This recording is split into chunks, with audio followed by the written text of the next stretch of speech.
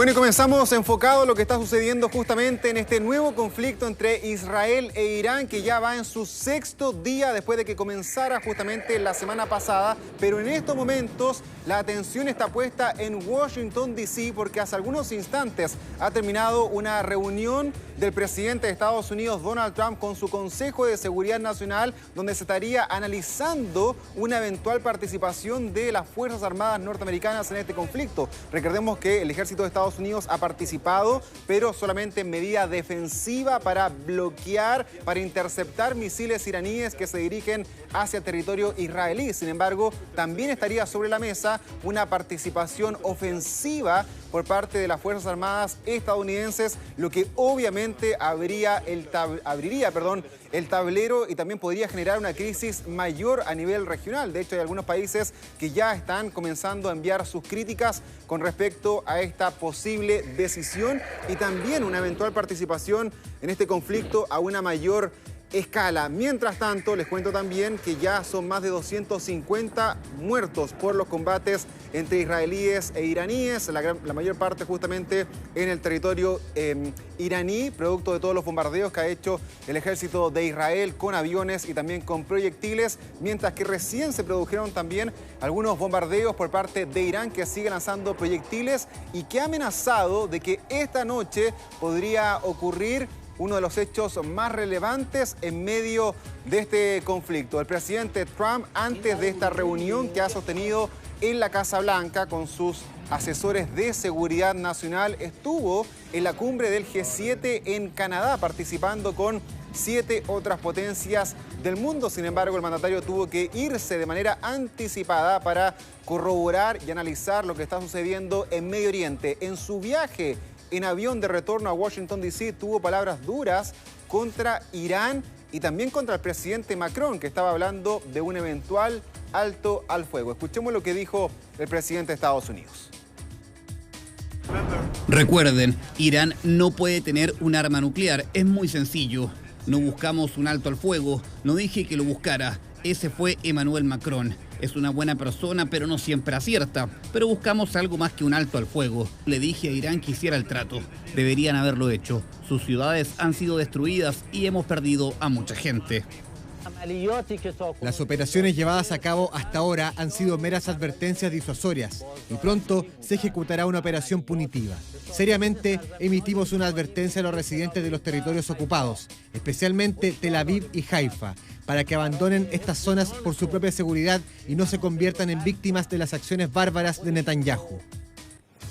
Estamos muy atentos a lo que está ocurriendo en Estados Unidos. No sé si tenemos imágenes en vivo y en directo también de Israel, porque Tel Aviv ha sido una de las zonas que está en estos momentos recibiendo algunos proyectiles por parte de Irán. Ahí estamos con la hora justamente ya de noche en ese territorio israelí, que tenemos reportes de recién hubo algunos proyectiles en la misma zona que vamos a estar analizando, probablemente con un recrudecimiento si es que Estados Unidos decide ser parte de este conflicto. Bueno, también tenemos un entrevistado aquí en estudio. Estamos con el comandante Pedro Mayorga. Él es jefe de estudios de la Academia de Guerra del Ejército. Comandante, muchas gracias por estar aquí con nosotros y ver efectivamente qué podría significar la entrada de Estados Unidos en este conflicto.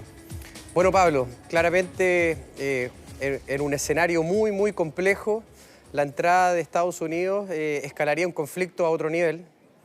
Hay varios indicios de lo que tú dices, nada confirmado, pero, por ejemplo, un portaaviones que siempre ha estado asignado al sector del Indo-Pacífico, sí, ha sido redireccionado, el US Nimitz ha sido redireccionado hacia ese sector, lo cual refuerza un poco el tener las fuerzas suficientes ante una eventual acción. Entonces, la problemática hoy día es que Israel ha cumplido prácticamente todos sus objetivos del nivel táctico. Ha demostrado preparación, precisión, mucho entrenamiento y una gran superioridad aérea. Sin embargo, los objetivos estratégicos, por ejemplo, sí, el programa nuclear, ¿realmente está desarticulado? Irán, ¿podemos crear las condiciones para un cambio de régimen? Entonces, al parecer, para poder lograr esos objetivos estratégicos y políticos, va a requerir una proyección de fuerza. Y esa proyección de fuerzas probablemente es lo que se está analizando en estos momentos. Bueno, de hecho, una de las cosas que más se habla es que gran parte de los laboratorios que tiene Irán y también los centros de almacenaje de muchos de sus recursos y armamento están bajo tierra, ¿no? A nivel subterráneo, en montañas de muy difícil acceso e incluso, siendo Israel una potencia militar, no tiene la capacidad para llegar a esa zona. Distinto lo podría hacer Estados Unidos. Ahora, una eventual participación de la primera potencia del mundo también abriría a que ingresen otras potencias u otros países a esta misma guerra, ¿no? El caso de Pakistán, el caso de Rusia, eventualmente de China, de que nuevamente se activen aquellos grupos satélites que apoyan a Irán, como el caso de Hamas, Hezbollah, los hutíes. ¿Cómo podría darse un escenario de un conflicto de esa magnitud? Bueno, el escenario geopolítico claramente se complicaría porque acá tenemos bloques y alianzas que son regionales y a nivel global. Ya el grupo de Shanghái, donde está Rusia, China e India también hicieron un comunicado. India un poco se desmarca, hay un cierto quiebre del bloque, pero finalmente salen diciendo de que deberían haber respetado la soberanía de Irán y condenan el ataque de Israel. Pero por otra parte, el otro bloque, liderado más que nada por Estados Unidos, básicamente justifica la legítima defensa de Israel con estos ataques que para Israel comenzaron el 7 de octubre con el atentado de Hamas. Sí, totalmente. Mira, tenemos también un mapa acá para ir dándonos cuenta de dónde han sido varios de los ataques justamente que ha realizado Israel hacia Irán. El primer gran objetivo era apuntar justamente contra las centrales nucleares, contra aquellas zonas de enriquecimiento de uranio. Ahí, por ejemplo, la región de Natanz, Teherán, que es la misma capital, han sido justamente algunos de los mismos epicentros. ¿Por qué finalmente ha desplegado también Israel misiles en otras zonas, intentando matar científicos, líderes militares, líderes políticos? Se ha hablado incluso de matar al propio Ayatollah, Ali Khamenei, que es el jefe político, el jefe religioso de este mismo país. ¿Ha cambiado los objetivos Israel en estos mismos días o tú crees que desde siempre ha tenido justamente la voluntad de hacer un cambio de régimen? Yo creo que no han ido mutando los objetivos, al contrario. Esta es una campaña muy bien planificada, de meses o probablemente años atrás, digamos, para poder identificar e infiltrar las fuerzas que han estado también en territorio de Irán.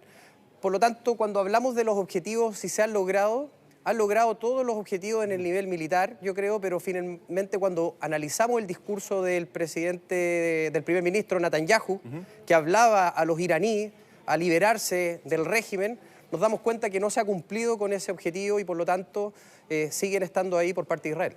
Hay también algunas zonas geográficas que usted quería destacar. Tenemos aquí también otros mapas para puntualizar algunas zonas que también han sido atacadas en Irán, en la misma zona. A ver si nos puede explicar más o menos cómo ha sido la logística y la estrategia por parte del ejército israelí en esta misma zona. Bueno, al ver estos puntos que están en el mapa, podemos identificar los lugares de los impactos de el ataque de Israel en Irán.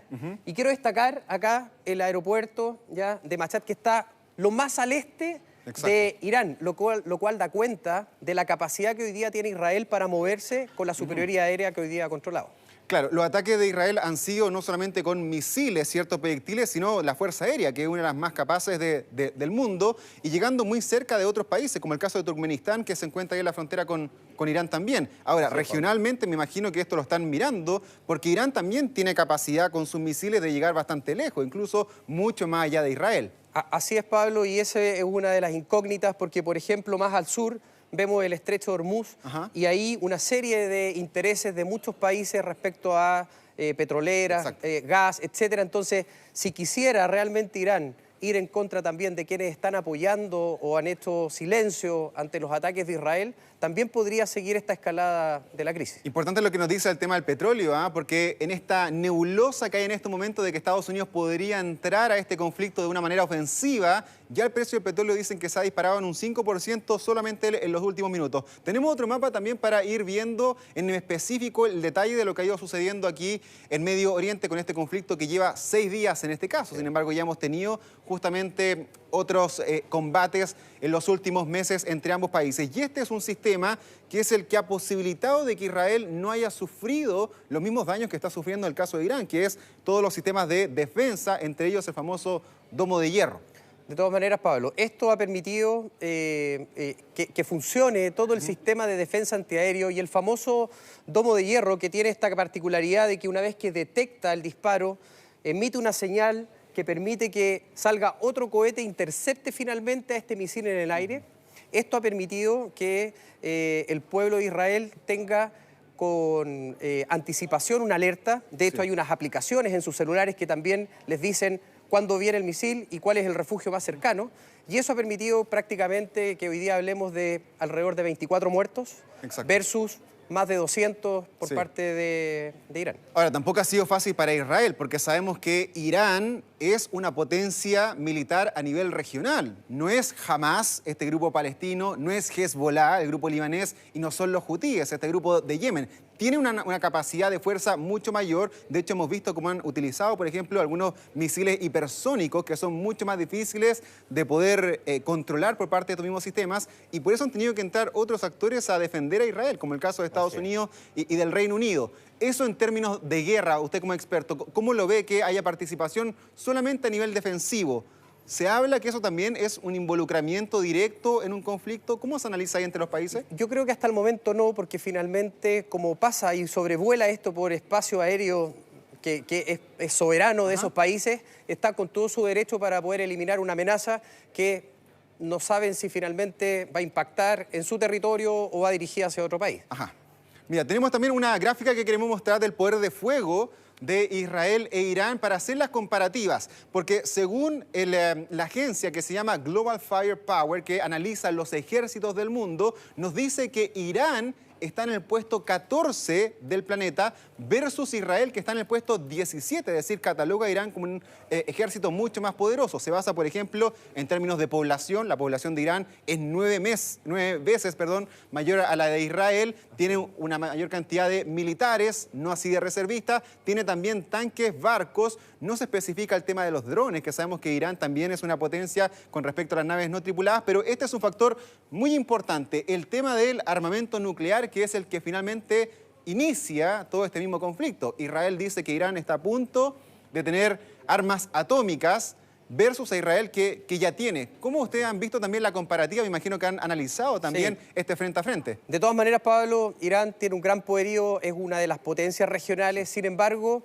cuando vemos números podemos un poco llevarnos una impresión equivocada, porque podemos decir, bueno, Irán es 9 veces más grande que Israel, por lo tanto, podría movilizar mucho más gente. Sin embargo, el nivel de tecnología al que ha accedido y el que tiene hoy día Israel supera de manera amplia, creo yo, las capacidades que, por ejemplo, tiene Irán. Solamente hablando de aviones, tenemos por este lado los F-35, con la última tecnología prácticamente indetectable a los radares, y por este lado tenemos F-4, F-5, de unas generaciones mucho inferiores. Y en este caso también hemos visto mucho a los servicios de inteligencia, que han sido también vitales para inmiscuirse, entrar justamente en territorio iraní por parte de Israel y destruir in situ parte de la tecnología para lanzar estos mismos misiles, para buscar contrarrestar también la misma amenaza iraní, que creo que eso ha ido revolucionando también de cómo se están viviendo las mismas guerras. Y también ese es un punto muy importante, Pablo, porque nosotros hemos visto algo que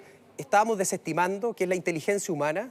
Vuelve a tomar fuerza la importancia del soldado en el terreno, como ha sido el trabajo conjunto que han tenido las fuerzas especiales israelíes con el Mossad.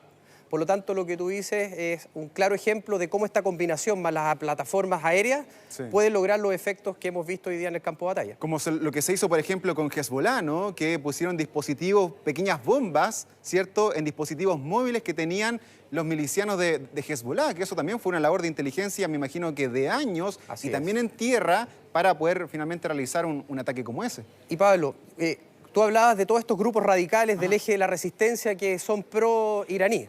Entonces, cuando hablamos de Hamas, nosotros entendemos que esta campaña militar de Israel parte con Hamas, se hace cargo después en el norte, ¿cierto?, y al sur del Líbano con Hezbollah, y continúa con hutíes y ahora está con Irán. Por lo tanto, todo el panorama no es casualidad. Hay una progresión de objetivos que se han ido degradando para poder hoy día hacerse cargo de Irán. Justamente le quería consultar por ese tema, porque además de todos estos actores que usted está hablando, hay otros conflictos que también está mediando en este momento Israel. Por ejemplo, el caso de Irak, el caso de Siria, en Cisjordania también. Es decir, hay varios frentes que tiene activos en este momento. ¿Es capaz de Israel controlar o combatir en todos estos frentes al mismo tiempo, o inevitablemente va a necesitar a Estados Unidos, por ejemplo, con el caso de Irán? Hasta el momento lo que hemos visto es que sí ha logrado poder enfrentar todas estas fuerzas en los diferentes frentes, porque la estructura que tiene Israel tiene un comando central, un comando del norte, sur y uno para hacerse cargo de aspectos como Irán. Por lo tanto, la estructura y las fuerzas que tiene Israel le permiten hacer frente a esta amenaza. Sin embargo, él fue haciendo esto de manera progresiva. Por lo tanto, Hamas no tiene la fuerza que tenía antes del 7 de octubre. Hezbollah, con esta operación Viper, degradaron prácticamente el brazo armado de Hezbollah. Los hutíes también han sido bastante castigados, tal vez por fuerzas también estadounidenses. Por lo tanto, la potencia que hoy día tienen los ataques de los otros frentes no es tan grave como lo que hoy día está pasando en Irán. ¿Ve usted cayendo al régimen iraní en el corto plazo? Veo complejo porque sin una proyección de fuerzas que entren en territorio es difícil poder quitar ese poder de combate que hoy día tienen esos 610.000 soldados que vemos que todavía siguen en Irán con su armamento, con su fusil, listo para recibir cualquier tipo de ataque. Por lo tanto, hoy día hemos visto debilitado tal vez, perdió la iniciativa Irán, pero estamos lejos de decir que puede no defenderse. ¿Y ve una ofensiva terrestre como se ha realizado, por ejemplo, en Gaza? Yo lo vería solamente si es que entrara tal vez un tercero y con cosas extremas como, por ejemplo, un bloqueo en el estrecho de Hormuz. Eso sería tal vez un motivo que afectara intereses de otros países y ante eso tal vez sería necesario una proyección de fuerza. Perfecto. Comandante Pedro Mayorga, muchas gracias por haber estado con nosotros aquí en Mega Noticias Mundo analizando este tema que muchas veces es complejo, pero que se está volviendo cada vez más peliagudo. Hay que ponerle mucha atención. De todas maneras, muchas gracias por la invitación. Muchas gracias a usted. Adiós.